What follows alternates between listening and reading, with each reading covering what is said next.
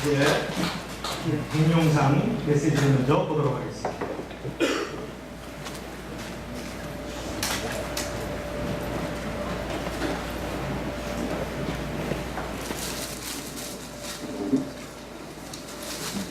참사 속에서도 침착하게 구조 활동에 나선 승무원들에 대해 찬사가 이어지고 있습니다. 미국 언론들은 그녀들은 영웅이었다고 전했습니다. 현지에서 지영철 기자입니다. 불이 시작돼 자칫 폭발로 이어질 우려가 있는 절체절명의 순간, 승무원들은 승객들을 먼저 내려보내며 뒤를 지킵니다. She's very tiny and skinny, she was very brave. 단 한 명의 승객이라도 더 구조하기 위해 자신보다 덩치가 큰 승객을 들쳐업었습니다. 더 빨리, 조금이라도 더 안전한 곳으로 내다립니다.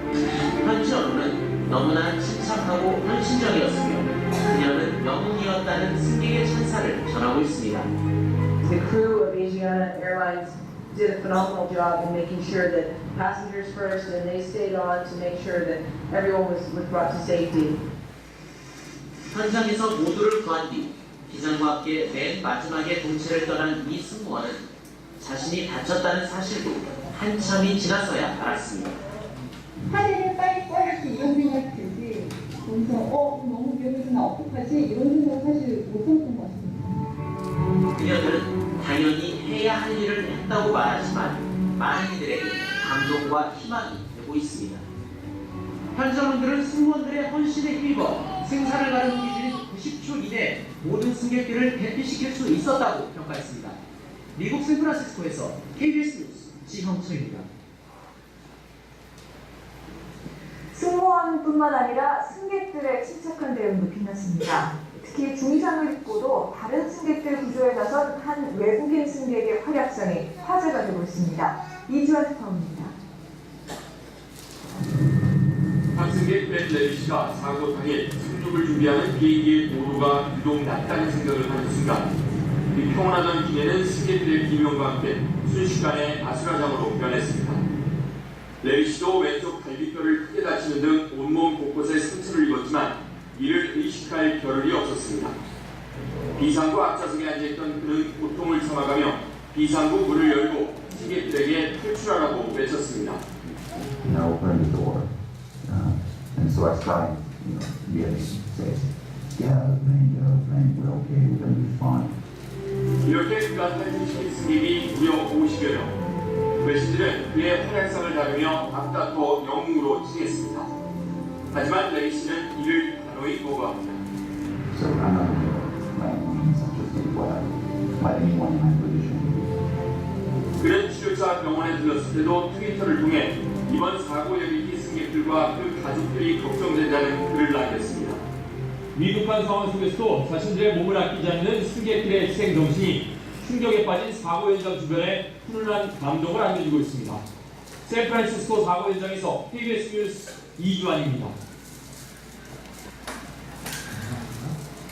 여러분, 아시아나 비행기가 사고가 났습니다. 그 아시아나 비행기를 통해서 우리에게 주는 교훈이 무엇일까요? 이 아시아나 비행기 속에는 두 종류의 사람이 있다고 생각하지 않습니까? 그때는 살기 위해 사는 사람, 또 한 사람은 살리기 위해 사는 사람이 있는 것을 볼 수 있지 않습니까? 어떤 우리가 위기나 어떤 고난들을 피해서 도망하는 사람, 복비주의자가 있는가 하면 어떤 위기나 고난이 있을 때 그럼에도 불구하고 고난과 이기를 부딪혀서 의미와 가치를 찾는 은혜의 주의자가 있다는 것을 오늘 우리는 이 사고 현장을 통해서 우리가 느낄 수가 있는 겁니다.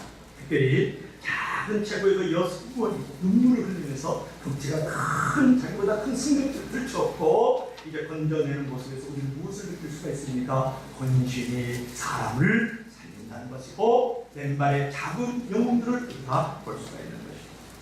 우리는 이렇게 고난의 현장을 통해서 바라보면서 오늘날 우리 교회는 어떤 고난의 공동체가 되어야 될 것인가 하는 것을 오늘 생각해 보려고 하는 것이죠. 여러분은 교회라는 공동체가 어떤 의미의 고난의 공동체가 되기를 원합니까? 오늘 이 사도 바울이 말하기를 그리스도의 남은 고난을 내 몸에 채우라 그렇게 말씀을 하고 있는 것을 보면서 좀 더 구체적으로 바울 사도가 교회를 위해서 받기 원하는 이 자원하는 고난의 정체는 무엇일까? 다시 말해서 이 고난의 공동체로서 오늘의 교회는 무슨 고난을 받아야 되는지 오늘은 두 가지를 생각해 보려고 합니다. 첫째로 따라서 복음을 전하기 위하여 고난을 받아야 한다. 여러분, 독일 고백교회의 유명한 신학자요 또 목회자로서 납치 통일에 이제 항거하다가 목숨을 잃은 사람이 누구냐면 순교자 본 해프라는 사람이 있습니다. 그때 이 목사가 하는 말이 당시 독일의 교회가 능력과 영향력을 잃어버린 원인 가운데 하나가 바로 값싼 복음, 싸구려 복음을 지나치게 강조했기 때문이다. 그런 말을 했어요. 여러분, 값싼 복음이라는 것은 무엇을 뜻하는 것일까요? 또 싸구려 복음이라는 것은 어떤 의미를 말하는 것일까요? 이런 것입니다. 예수 그리스도께서 나를 위해 십자가에 달려 죽으시고 3일 만에 부활하셨습니다. 나는 그분을 믿기만 하면 영생을 얻고 구원을 값없이 받습니다. 또 예수 그리스도께서 나를 위하여 십자가에 달려 죽으심으로 말미암아 내가 그것을 믿기만 하면 나는 이제 천국행 티켓을 따고 하나님의 자녀가 됩니다. 나는 이 사실만 믿고 아무런 영향력 있는 삶을 살지 않는 사람을 갖다가 싸구려 복음을 믿는 사람, 그거는 값싼 복음에 묶여 있는 사람이라고 우리가 말을 합니다. 물론 여러분, 성경이 분명히 가르치는 것은 너희가 그 은혜를 인하여 믿음으로 말미암아 구원을 얻는 이것이 너희에게서 나는 것이 아니라 하나님의 선물이라. 행위에서 난 것이 아니니 이는 누구든지 자랑치 못하게 하리라고 에베소서 2장 8절부터 9절에 말씀했어요. 그렇기 때문에 우리가 예수 그리스도의 은혜로 예수 그리스도를 믿음으로 말미암아서 우리가 구원을 얻고 영생을 얻고 하나님의 자녀가 되는 것이 분명합니다. 그러나 우리가 이 복음을 강조하는 동안에 잊어버리지 말아야 할 사실이 두 가지가 있는데, 하나는 뭐냐면 이 값없는 구원을 선물로 얻기까지 하나님의 아들이신 예수께서 얼마나 값비싼 대가의 고난을 지불했느냐는 것을 우리가 잊어서는 안 된다는 거예요. 하나님의 아들 되신 그 예수께서 십자가에 달리시고 머리에 가시관을 쓰시고 양손과 양발에 못을 박히시고 창에 허리상하셔서 물과 피를 다 쏟으시면서 우리의 죄값을 지불하여 주셨다는 이 고난의 대가를 우리가 잊어버려서는 안 된다는 거죠. 또 하나는 여러분과 제가 수많은 선배들을 통해서 과거의 많은 교회의 고난의 값비싼 대가를 지불받음으로 말미암아서 우리가 이 시간에 예수를 믿게 됐다는 이 사실을 우리가 잊어서는 안 된다는 거예요. 우리의 수많은 선배들이 문자 그대로 목숨을 걸고 피를 흘리면서 이 복음을 전한 결과로 우리가 예수를 믿게 되었다는 이 사실을 잊어버려서는 안 된다는 거예요. 로마 제국이요, 세계를 통치할 때입니다. 로마 사람들은 거리에서 이렇게 서로 사람을 만날 경우에 보편적으로 이런 인사를 합니다. 한 사람이 가이사 황제는 주님이십니다. 그러면 또 한 사람은 맞습니다. 우리의 주님은 가이사 황제입니다. 이렇게 인사하는 것이 그들의 보편적 만남의 인사였어요. 그런데 이러한 대답 대신에 가이사는 우리의 주님이십니다. 그런데 아닙니다. 우리의 주님은, 나의 주님은 오직 하나님의 아들 예수 그리스도입니다. 라고 고백을 할 뿐이네. 그 사람은 로마 콜로세움 경기장에서 짐승에 발휘되든지 아니면 무사의 노예로 살려나가는 존재가 되었다는 거예요. 이런 이유로 그 시절에 수많은 그리스도인들이 목숨을 잃었어요. 다시 말해서 초대교회 그리스도인들에게 예수 그리스도가 내 유일한 주님이시다는 신앙 고백을 목숨을 내걸어야만 드릴 수 있는 고백이었다는 거예요. 한마디로 교회의 역사는 거룩한 피의 흔적으로 이루어진 순교의 강입니다. 우리의 수많은 선배들이 문자 그대로 목숨을 걸고 피를 흘리면서 이 복음을 전한 결과로 우리가 예수 그리스도를 믿게 되었다는 이 놀라운 사실을 우리가 잊어서는 안 된다는 것입니다. 오늘 여러분 콜로새 1장 21절부터 22절 한번 읽어봅시다. 자, 콜로새 1장 21절 22절 우리 다같이 시작. 전에 악한 행실로 멀리 떠나 마음으로 원수가 되었던 너희를 이제는 그의 육체의 죽음으로 말미암아 화목케 하사 너희를 거룩하고 흠없고 책망할 것이 없는 자로 그 앞에 세우자 하셨으니. 여러분 보세요. 전에는 우리가 하나님의 원수였어요. 그러나 이제는 그의 육체의 죽음으로, 즉 예수 그리스도께서 십자가에 달려 죽으심으로 누구랑 화목케 됐습니까? 우리가 원수되었던 우리들이 하나님과 화목하게 되어서 하나님 앞에 설 수 있는 존재가 되었다. 그렇게 성경은 말씀하고 있지 않습니까? 그러므로 십자가의 기막힌 이 은혜, 십자가의 기막힌 이 고난을로 말미암아서 내가 구원받은 것을 아는 사람이라면 우리는 더 이상 침묵할 수가 없다. 어떤 대가를 지불하더라도 이제 복음을 전하고자 하는 사람들이 되어야 되지 않을까, 이렇게 우리가 생각할 수가 있는 거죠. 여러분, 지나간 많은 과거의 교회들이, 많은 믿음의 선배들이 핏값을 지불하면서 고난의 대가를 지불하였기 때문에 우리가 예수를 믿게 되고 이렇게 구원을 받아서 이렇게 신앙생활하게 되었다 그러면 이제는 구원을 받은 사람으로서 마땅히 해야 될 어떤 일들이 있지 않을까요? 이것이 바로 복음을 전하는 전도의 사명이라는 것이고, 전도를 위해서 우리도 당연히 고난을 받는 공동체의 교회가 되어야 된다는 거예요. 여러분, 미국 닉슨 대통령 시절에 그 대통령 보좌관으로 저 사람이 누구냐면 찰스 콜슨이라는 사람이 있어요. 미국 권력의 아주 최정상을 경험한 사람인데, 이 사람은 원래 머리가 좋으면서 대단히 잔인한 사람이었어요. 그가 이제 워터게이트 사건에 연루되어서 감옥에 들어가게 됩니다. 그런데 이 찰스 콜슨, 이 닉슨 대통령 보좌관이었던 이 찰스 콜슨 주변에는 그에게 복음을 전하고자 애썼던 상호형 세 사람이 있었어요. 그 세 사람은 이번에 찰스 콜슨이 감옥에 들어가는 것을 보고 그를 위해서 날마다 기도하는 부분을 갖기 시작하고 책을 갖다 주기 시작하고 그에게 이제 사랑을 전달하기 시작합니다. 콜슨은 마침내 주변 사람들의 이러한 사랑에 힘을 입어서 복음을 받아들이고 이제 새 사람이 되는 거예요. 이게 찰스 콜슨의 형기가 한 7개월가량 더 남아있었을 때의 일입니다. 그를 위해서 기도하던 상원이온 세 사람 중에 한 사람은 이름이 퀴에라는 사람이 있었는데, 이 마음에 이상한 감동이 들었어요. 그래서 콜슨 대신에 내가 옥사를 대신해 줘야 되겠다라는 생각을 하고, 변호사 출신이었기 때문에 그는 당장 법조문을 찾아보았어요. 그 결과 다른 사람을 대신해서 형벌을 받을 수 있게끔 한 특수 법조문이 있다는 것을 이제 발견을 하고, 찰스 콜슨을 대신해서 7개월 동안 옥사를 하겠다고 이제 법원에다 제출했지만 그의 무모한 제안이 받아들이지 않았어요. 그런데 정작 중요한 것은 피해의 이러한 노력이 찰스 콜슨에게 전해지면서 그의 삶이 놀랍게 변화가 됐다는 거예요. 믿는 자들이 베푸는 이 엄청난 사랑 앞에 그 오만하고 자만했던 이 찰스 콜슨의 자아가 무너져내리기 시작했어요. 그러면서 그 자신도 누군가에게 사랑을 베푸는 존재가 되어야 되겠다고 하고 결단을 합니다. 그래서 제수가 누구에게 사랑을 베풀겠어요? 동료 제수들한테 이제 사랑을 베풀 수밖에 없는 존재잖아요. 그래서 그때부터 어떻게 하면 저들을 사랑할 수 있을까 이렇게 생각하다 보니까 이 제수들이 가장 힘들어하고 불편하고 괴로워하는 것이 뭐냐면 빨래하는 일이었어요. 그래서 찰스 콜슨이 모든 동료 제수들의 빨래를 해주기를 결단을 하고 이제 빨래를 합니다.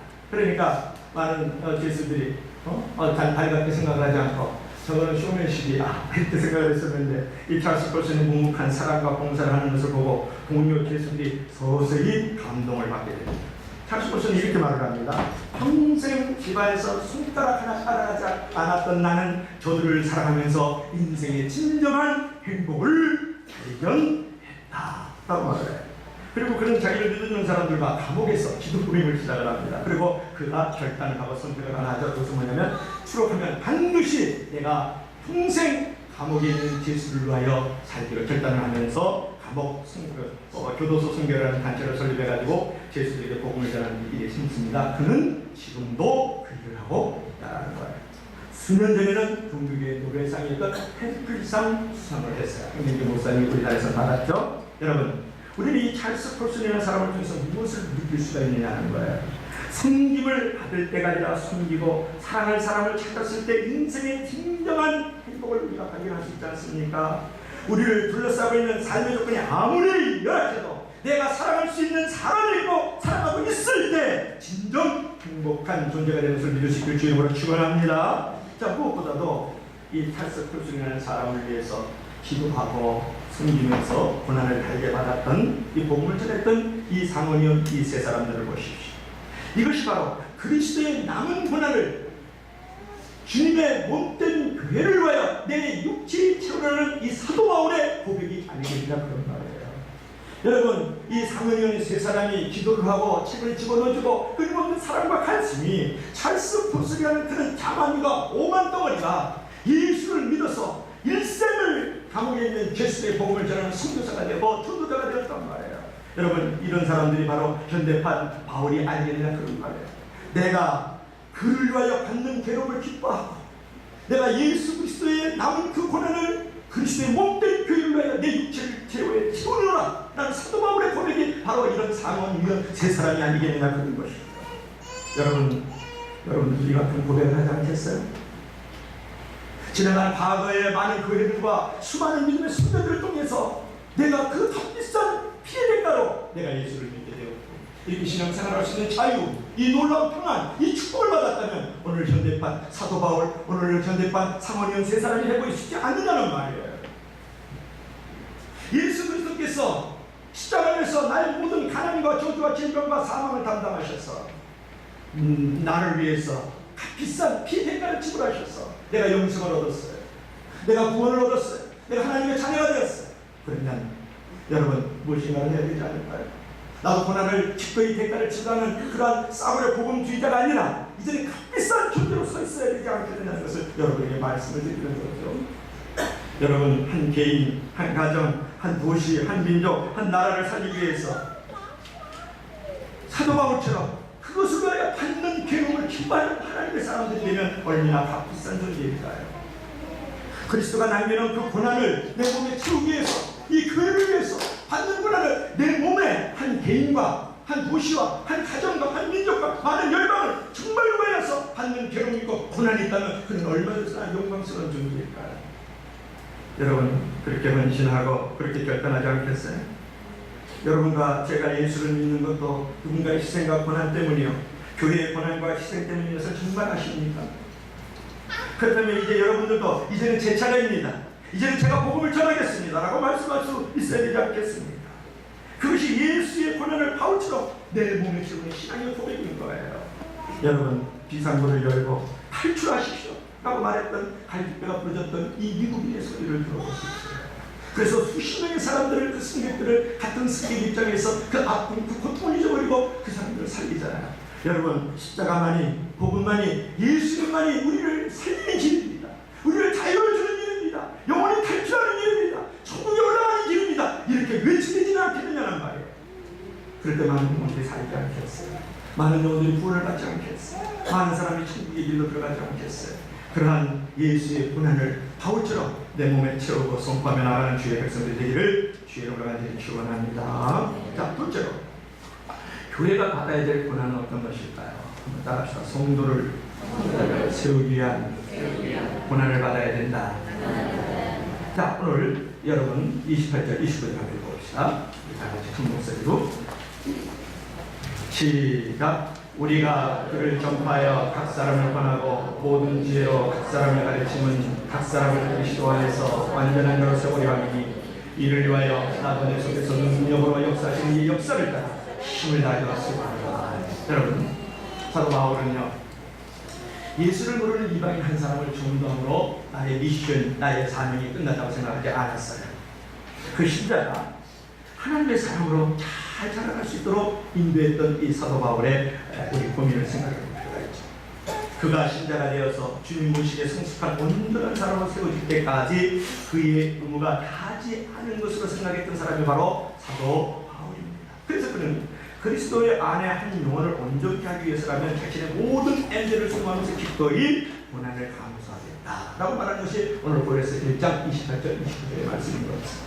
여기서 중요한 여러분 동사 셋이 나오는데, 우리가 그랬었죠. 우리가 그를 전파하여 각 사람을 권하고 모든 죄로 각 사람을 가르침은 각 사람을 그리스도 안에서 완전한 자로 세우려 함이니 이를 위하여 나도 내 속에서 능력으로 역사하시는 이의 그 역사를 따라 힘을 다하여 수고하노라 이렇게 말씀드렸는데, 여기서 중요한 동사 셋이 등장한다. 하나는 전파한다. 그렇죠? 우리가 그를 전파하여. 그는 누구예요? 예수님을 전파하여. 그 다음에 무슨 단어가 나와요? 권한다, 가르친다는 단어, 중요한 동사 세 개가 나옵니다. 볼 수가 있어요. 자, 우리는 우리 믿는 자들이 전파하는 것은 무엇입니까? 예수님이죠.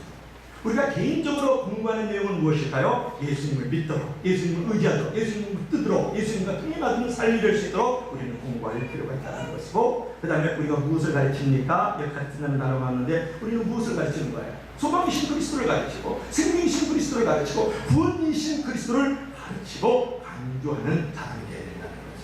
이렇게 예수님을 전파하고 예수님을 따르도록 공부하고 예수님을 가르치는 최종 목적은 어디에 있습니까? 그리스도 안에서 완전한 자로 세우기 위함이다라고 오늘 사도 바울이 말하고 있지 않습니까? 왜 우리가 전파합니까? 왜 우리가 가르칩니까? 왜 우리가 권고합니까? 그 이유는 그리스도 안에서 완전한 자, 즉 이 말은 온전한 자로 세우기 위해서 우리는 전하고 가르치고 권면해야 된다고 우리에게 교훈을 하고 있는 거죠. 여러분, 사람들을 그리스도 안에서 하나님이 기뻐하시는 그런 온전한 자로 세우는 것이 모든 기독교회 사역의 핵심이 되어야 되는 거예요.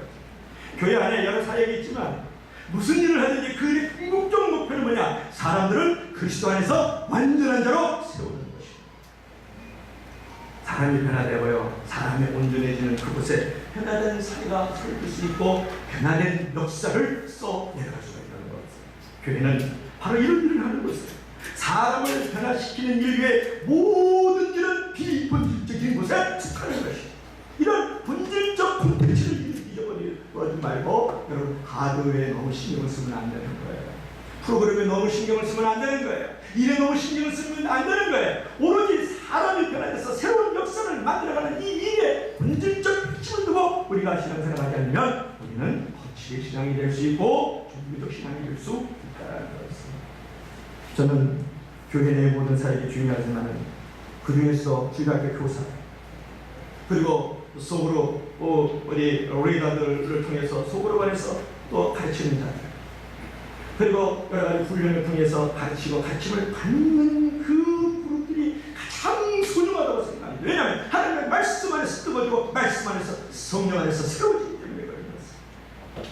여러분 리차드 하버슨이라는 사람이 먼 곳에 이제 갔다가 저녁 무렵에 이제 자기 집에 있는 워싱턴시로 비행기를 타고 비행기를 시작했으니까 비행기를 타고 막 돌아오는 길이었어요.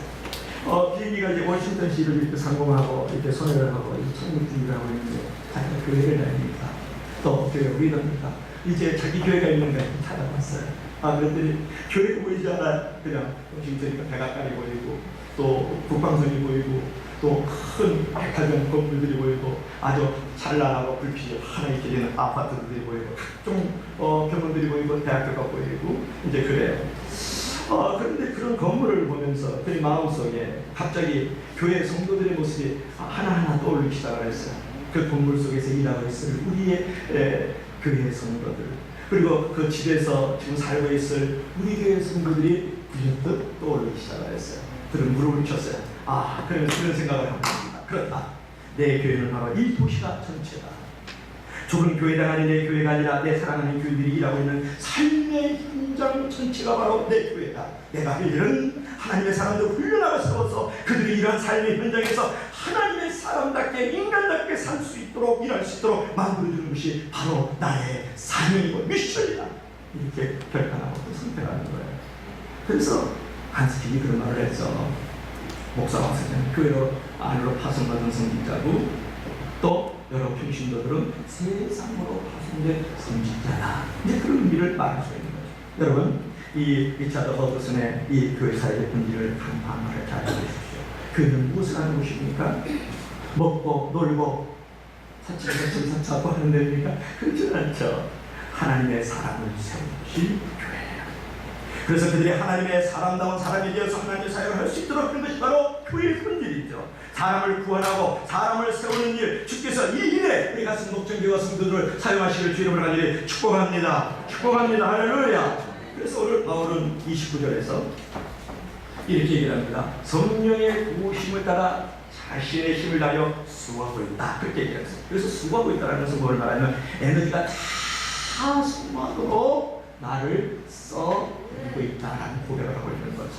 여러분 여기서 이를 위하여 나도 내 속에서 능력으로 역사하시는 이 역사를 따라 힘을 다하여 수고하노라 했을 때 이를 위하여 29절 보세요. 목사님 잘생긴 얼굴만 보고 29절 한번 봐요. 다 같이 비웃지 마시고 비웃으면 아니고 그냥 웃으면 엔토크니 나서 건강해지는 줄 믿을 수 있기를 바랍니다. 할렐루야. 자 29절 안 읽던 성경 오래가면 크게 읽어봐요. 시작. 이를 위하여 나도 내 속에서 능력으로 역사하시는 이 역사를 따라 힘을 다하여 수고하노라. 그래서 이를 위하여 이것은 무엇을 말하는 거예요? 선인구절의 28절의 말씀이죠. 각 사람을 그리스도 안에서 온전한 자로 세우기 위한 이 일을 위하여. 그래서 힘을 다한다는 건 뭘 말하는 거예요? 모든 에너지가 다 소진될 때까지 최선을 다한다. 그런 말을 하고 있는 거예요. 이것은 인간적인 수고만은 아니고 우리 안에 역사하시는 성령님의 능력과 강건하심이 함께하는 수고를 말하는 거예요.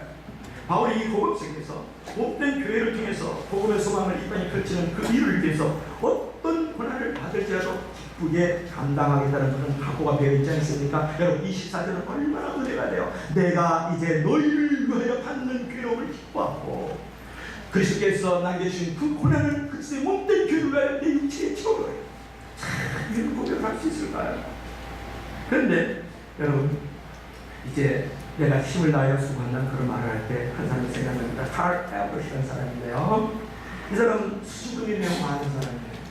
그럼에도 불구하고 자기가 섬기는 소그룹을 6배나 두문시켰어요. 그래서 한 친구가 물어보면 너는 어떻게 했어? 이렇게 소그룹을 그렇게 수줍이 많고 그렇게 부끄러움이 많은데 이렇게 소그룹을 부흥시켰느냐 물어보니까 첫째로 기도하십시오.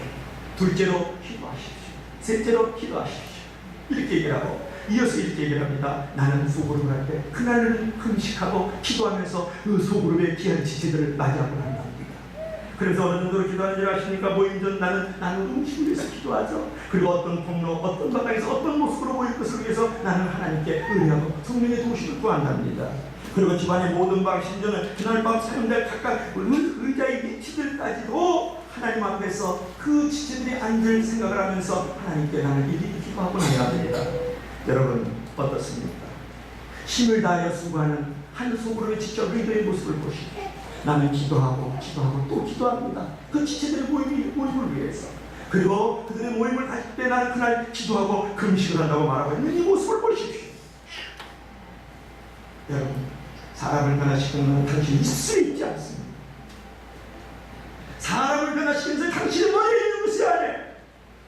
사람을 움직이고 사람을 변화시키고 사람을 하나님의 사람으로 만드는 것은 바로 당신의 기도와 사랑만을 먹고 자라는 지체 속에 있는 줄로 믿을 수 있기를 바랍니다. 할렐루야. 여러분, 성파대에 앉았습니까? 성파대 한 사람이 이 주일 맞이해서 이런 사람이 한 사람의 영혼을 위해서 그 앉을 자리를 품고 눈물로 기도하는 사람은 있었을까요? 여러분, 중고등부, 청년부, 우리 아동부, 영아부가 있습니다. 그 한 사람 한 사람의 영혼들을 생각하면서 그들이 이 자리에 앉아서 하나님의 말씀으로 세워주고 성령으로 끄어주고 하나님의 크고 위대한 영적 거인들이 되기 위해서 정말 눈물로 기도하는 사람은 있느냐고 묻고 싶은 거예요. 이 가래에 그렇지는 거예요. 여러분, 장려부 소그룹들이 진행되는데 만나서 떡이나 떼고 인사하고 안부를 묻는 것 매우 소중합니다. 그런 교제와 사귐들이 필요한 것이죠. 그러나 그들의 영혼이 하나님의 말씀 안에서 새로운 사람들을 변화돼서 하나님의 나라와 영광의 복음을 위해서 예수와 그분의 나라를 위해서 헌신된 일꾼이 되기 위해서 오늘 이 자리에 함께해서 말씀을 나누기 위해서 눈물로 기도한 사람은 누가 있는가? 기도했습니까? 여러분 볼빵했습니다. 기도했습니까? 여러분의 예배가 있습니다. 그러면 여러분은 세상에 지 어린 친구들 조선님들을 키우고 있습니다. 그의 영적 부모의 신중을 가지고 정말 사도와처럼 눈물로 사랑과 수고를 아끼지 아니하면 그들로 받는 괴로움을 기뻐하고 그들로 받는 그 고난을 내 몸에 몸소 채워나는 사도 바울의 고백이 기도와 눈물과 수금과 사랑으로 통하여 나타나고 있다는 것을 믿고 있는 거예요. 나는 진정 우리 교회 안에 큰 사람들이 일어나길 바랍니다.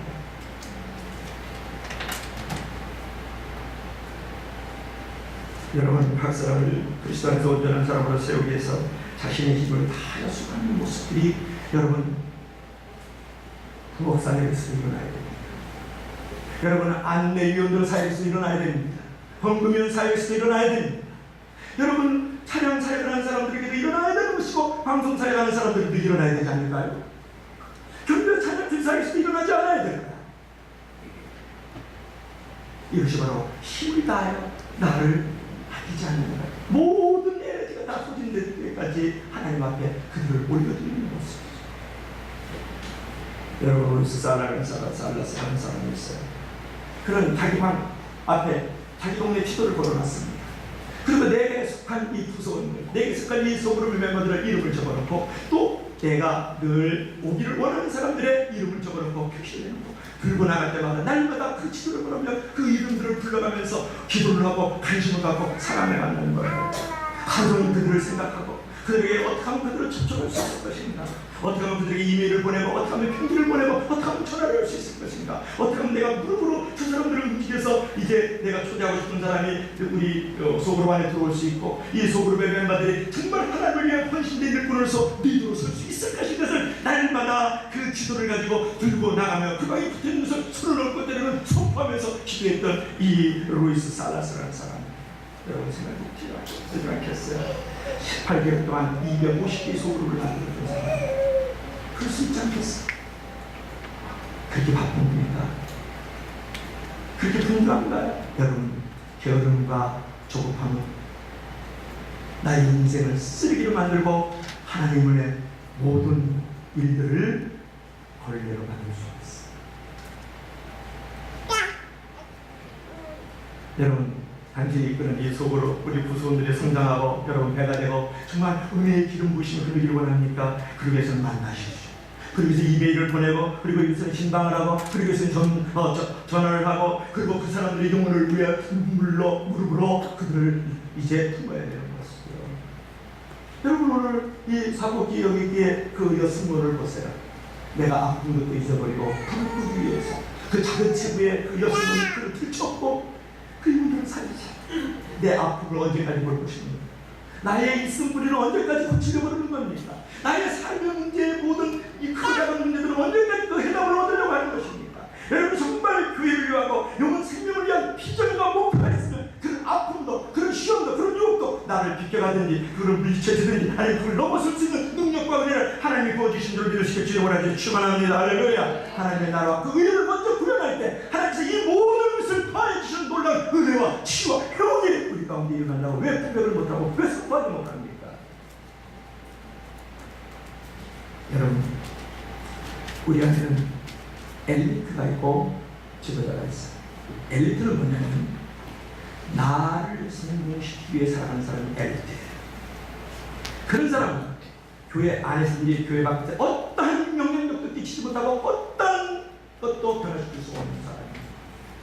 엘리트로 살아가면 안 돼요. 나를 성공시키는 사람이 엘리트예요. 사회적인 신분, 사회적인 소유, 사회적인 위치, 사회적인 신분이 있다할지라도 엘리트는 나를 위해서만 살아가는 사람은 어떤 변화도, 어떤 승승도, 어떤 영향력도 끼칠 수 없는 작은 소유입니다. 여러분, 리더는 어떤 사람입니까? 남을 성공시키는 사람이 리더예요. 내가 비록 휴지를 줍고 폐지를 모아서 내가 그걸 팔아서 하나님께 드리고 이웃을 위해 섬긴다는 그리고 내가 교회 안에 있는 사람들을 하나님의 말씀과 성령으로 무릎으로 그들을 섬기든지 아니면 하나님의 말씀으로 섬기든지 내가 봉사하면서 섬기든지 그것이 교회 안이든 교회 바깥이든지 내가 남을 살리는 일에 쓰는 사람을 갖다가 리더라고 부르는 거예요. 그런 사람을 갖다가 영적 거인이라고 하나님 앞에 좋은 사람이라 위대한 사람이라고 일컬어놓은 분들을 이루시길 바랍니다. 할렐루야. 우리는 엘리트가 되면 안 돼요. 오늘날 교회 안에 있는 사람이 교회 바깥에 다 엘리트가 되려고 그러잖아요. 세상의 위치가 높아지려고 많은 것을 소유하려고 그러고 내 신분을 높이려고 그럴 뿐이지 나를 살리려고 그러는 것이지 진정 남을 살리는 리더들이 없다는 것이 오늘날 교회 안과 교회 바깥에 문제입니다. 여러분, 어떤 존재로 살고 싶습니까? 남을 성공시키고 남을 자유케 하고 남을 평안하게 하고 남을 행복하게 하지 않는 사람은 결코 성공한 사람이 아닙니다. 그 마이클 조던 그 생각이 나요. 이번에 제가 들었으면서 마이클 조던이 슛을 9,000번을 쐈는데 9,000번이 안 들어갔어요. 9,000번. 그리고 300번이 결정적으로 한 골 맞으면 되는데 300번을 하면서 힘이 떴어요. 그런데 마이클 조던이 얘기를 해보십시오. 나는 많은 시크를 허나의 시크를 9,000번이 안 들어가고 300번 결정적으로 뒤집을 것을 못해서 졌다. 그러나 나는 실패를 받아들인다. 나는 실패를 인정한다. 나는 실패를 용납한다. 그렇기 때문에 나는 성공했다. 여러분, 지금까지 내가 엘리트로 살아왔습니까? 나만을 위해서 살아왔습니까? 이제는 너를 위해서, 이웃을 위해서, 주님을 위해서 살아가는 엘리트가 아니라 지도자의 삶을 사십시오. 그리고 여러분의 안에 있는 교회 안에 이 아름답고 이 거룩한 공동체를 돌아보십시오. 나는 이들을 살려야 되지 않겠습니까? 그럴 때 하나님 앞에 자랑과 칭찬과 멸류관이 있을 뿐만 아니라 여러분 성공했다. 여러분 바로 성숙했다라고 주께서 칭찬해 주신 줄 믿을 수 있기를 바랍니다. 여러분, 이것이 생명을 키우는 목자의 자세예요. 이것이 바로 아기를 키워서 인간다운 인간을 세우기 위해서 이 땅의 모든 부모들이 기꺼이 대가를 지불하며 수고하는 모습이 아니겠습니까? 여러분, 주님은 오늘의 교회가 민족을 치유하고 세상을 변화시키기 위하여 이런 하나님의 사람들을 세워야 한다고 우리를 가르치고 있는 거예요. 이 사람 키우는 자람은 고난의 가정이지만 이 고난 없이 이 세상의 소금과 빛에 빛되는 사람들을 세워지지가 않는다는 데 오늘 문제가 있지 않겠습니까? 그러나 이들이 성숙해서 새로운 세상을 만드는 보람을 그 무엇에 비교할 수 있겠어요? 이들이 성숙해서 새로운 교회를 만들고 새로운 예수를 만들고 새로운 가정을 만들고 새로운 역사를 만들고 새로운 나라를 한국 땅에서 만들어가는 이 보람과 그 의미를 무엇에 우리가 견딜 수 있게 되냐 말이에요. 그것이 우리 교회가 힘들어도 성경 공부를 해야 되고 훈련을 강조하고 소그룹을 모여야 되고 흩어지는 그런 모임을 강조하는 이유가 거기에 있지 않겠어요? 여러분, 고난의 대가를 지불함으로써 생명의 꽃을 피우고 생명의 열매를 축복을 경험할 수 있는 우리 교회와 여러 성도들이 되고 싶지는 않습니까? 오늘의 가정과 교회의 보람도 이와 같아야 하지 않겠느냐는 말이에요. 이 시대와 나라를 택하기보다도 민족을 복음으로 치유하고 세상을 변화시키는 자녀와 지도자를 우리 교회 가정과 교회가 키워내야 되지 않겠느냐는 그런 말이에요. 비록 그 가정이 지루한 고난이라고 할지라도 말이죠. 마침내 이 도시, 이 민족, 이 열방 가운데 예수의 부활의 생명의 꽃을 피워야 되지 않을까요? 이런 고난을 기쁨으로 감사하는 우리 교회가 되기를 주의 이름으로 간절히 축원합니다. 주의 성도들이 예수의 꿈을 꾸고 인류 구원 환상을 보게 하소서. 한 손엔 복음 들고 한 손엔 사랑을 들고 온 땅 구석구석 전하는 나라 되게 하소서. 할렐루야.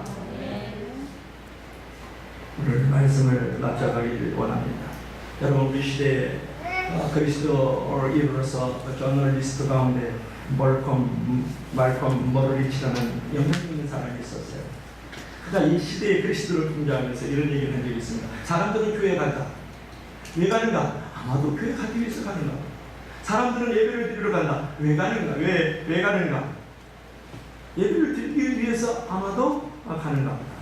사람들은 기도한다. 왜 기도하는가? 아마도 기도하기 위해서 기도하러 가는가 보다. 사람들은 봉사한다. 왜 봉사하는가? 아마 봉사하기 위해서 봉사하러 가는가 보다. 여러분, 이게 무슨 말이에요? 종종 우리 그리스도인들이 목표를 상실한 채 종교적인 어떤 형식이나 어떤 행위만 치우치는 그런 말을 꼬집어 하는 것을 우리가 이 말콤 머러리치를 통해서 우리가 배울 수 있는 것이죠. 그러므로 이제 여러분, 목적 있는 삶을 살기 위해서 바울의 고백처럼 이웃과 세상을 전도하면서 주님이 남겨주신 고난을 우리의 육체에 지우시길 바랍니다. 여러분, 바울의 고백처럼 이제 목적 있는 삶이 되기 위해서 성도와 교회를 쓰면서 그 고난을 그리스도의 몸된 교회를 위하여 내 육체에 지우시길 바랍니다. 그리스도의 남은 고난을 지우시는 그리스도의 일꾼들이 되기를 주의 이름으로 간절히 축원합니다. 그리스도의 남은 고난을 우리 육체에 채우는 우리 가슴 목장교회 성도들 되기를 주의 이름으로 간절히 축원합니다. 축원합니다. 축원합니다. 기도하시겠습니다. 우리 다 같이 한번 합심해서 기도할 때에 하나님, 나는 이 땅 가운데 살아갈 때에 나를 성공시키는 존재가 되는 것이 아니라 남을 성공시키는 존재가 되게 하여 주십시오.